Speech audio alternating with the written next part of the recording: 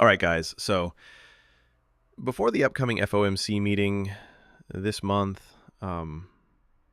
honestly, I don't really see the market making any huge moves, right?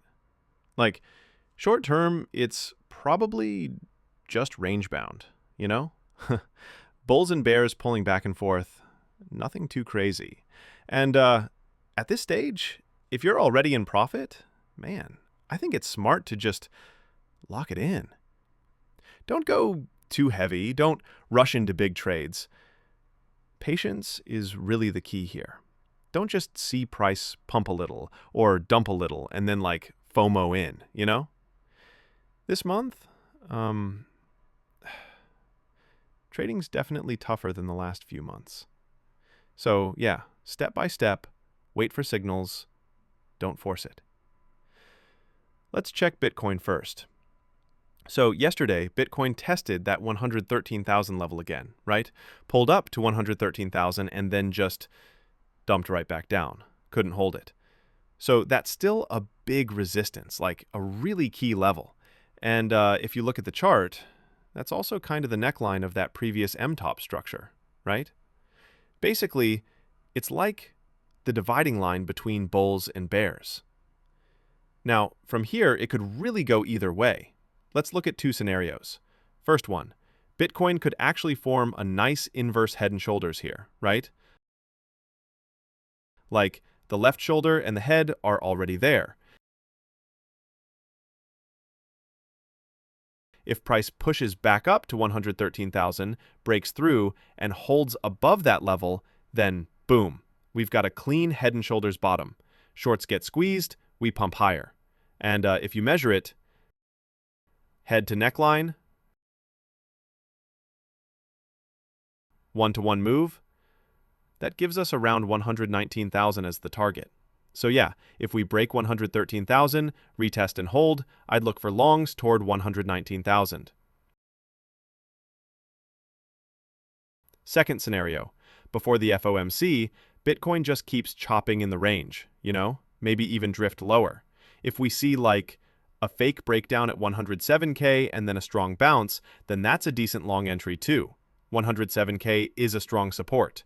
But, and this is important, if 107K really breaks, then, man, there's not much support below.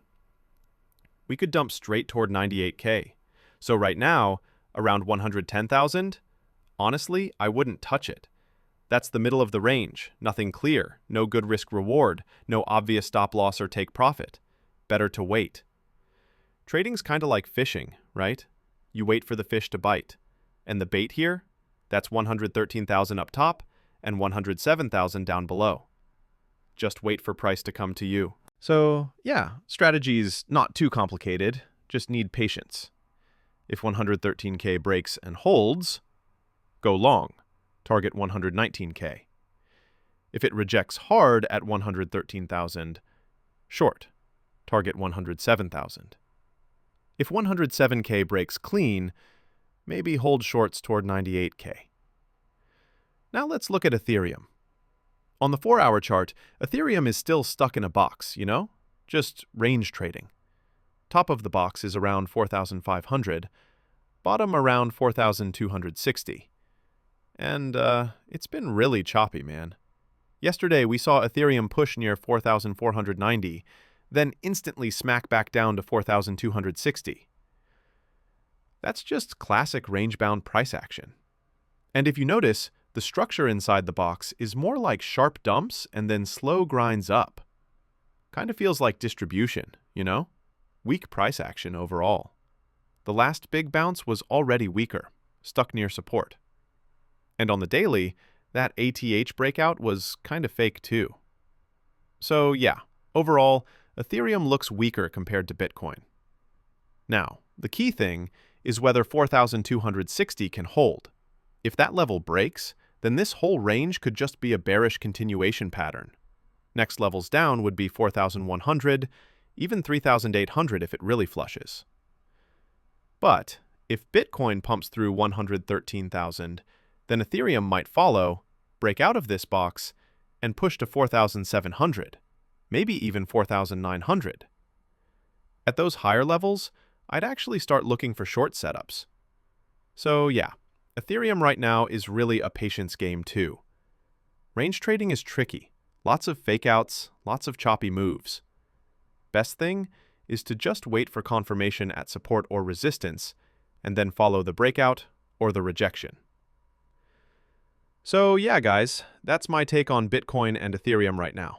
Market's tough, lots of chop, but key levels are clear. Just stay patient, don't rush it. And we'll check back after the FOMC meeting to see where things stand. All right, that's it for today's update.